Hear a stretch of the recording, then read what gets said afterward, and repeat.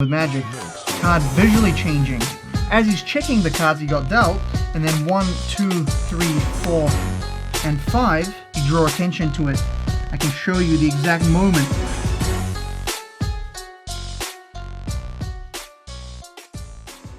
When I was younger, I remember watching a David Blaine special, and I remember him saying, "I've been banned from every casino in the country." I can't do David Blaine impressions, but I just remember being like, "Whoa, every casino is being banned. Wow, what a bucket list idea to be that good, to be banned from every casino in the country." But as I thought more about it, I realized that if you got banned from every casino in the country, that means you suck. If you're good at cheating, right, you wouldn't get caught. So I don't know why magicians like to claim that they've been banned from casinos. It sounds good on paper, but it's not. It's not exactly the thing that would actually be a reality. If you've been banned from the casino for cheating, you'd probably be in jail. So you probably got banned for eating too many mints at the entrance, and they were like, "Sir, 5 mints is the limit, and you ate 6, so we're gonna have to kick you out now because you're being a nuisance." And then you're like, "Yeah, I've been banned from every casino in the country." All right. So the question though is, can one actually cheat at a casino? And what's the difference between cheating and magic? I get this question a lot. Like, "Hey, oh, you want to go to the casino? You want to go to the casino?" So magic and cheating are very different skill sets. They're very similar in some ways, but they're very different in other ways. A magician is a performance artist based on deception, okay? He takes deception and creates some kind of performance so that you have an experience from experiencing the piece. A cheat wants to be as inconspicuous as possible. He wants to basically blend in as much as he can, be boring as hell, let everyone's guards down. The magician's the opposite. He's trying to control the attention so that once he's controlled the attention, he can direct the attention. A cheat doesn't have that luxury. So let's just take a look at a very simple idea, the switch, okay? In magic, there's many ways to switch a playing card. We know that, okay? Let's say the ace, and I shake like this, and it changes. Or even better, let's do it like this, so you can see a visual, because this is very common with magic. Card visually changing into something else. Now that's all well and good, and you could say, "See, I'm so good at cheating, I can change one card into another very instantly."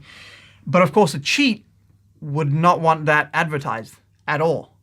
In fact, a cheat would even practice looking sloppy and looking like he doesn't know how to handle the cards. A real cheat would blend in with the room so that it felt like it was just another guy on a Saturday night that's trying to play some poker.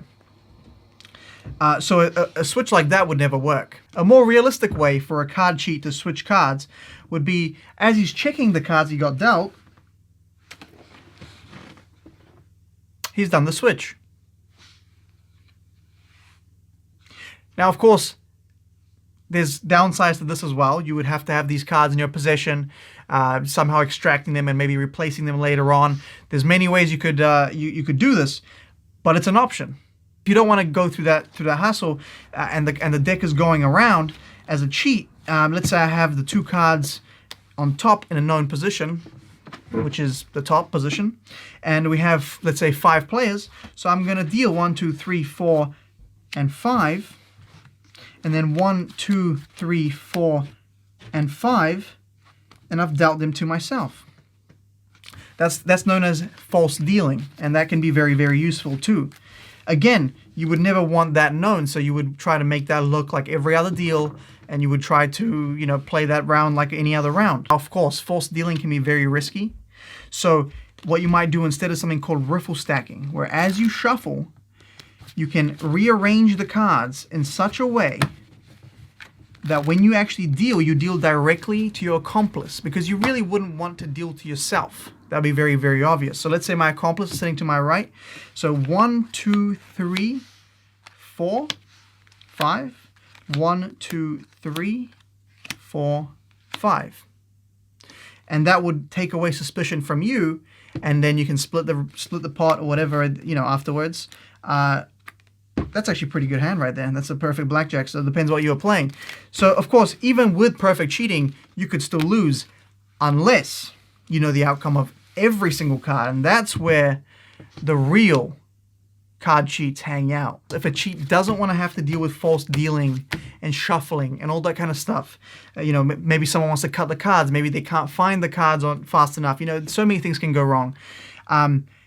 They can do what's called ringing in a cooler, which is the ultimate move. Okay, it's a deck switch, and because you have a prepared deck that you're bringing in, you can have every card planned out from the very beginning, so that every single card lands exactly how it should, so that people bet higher and higher and higher, but your accomplice still has the winning hand.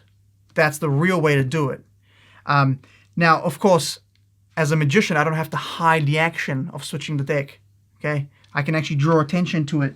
I can show you the exact moment it happens.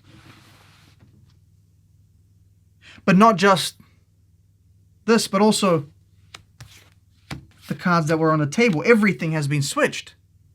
Now, see, as a magician, I can create this whole visual and this whole thing about it, but someone that's trying to cheat would never draw attention to it. They would never. They would have to do it very quietly, very efficient, on an offbeat where everyone's relaxed, when after hours and hours of boring play, they bring it in, they deal, and they walk away with a pot.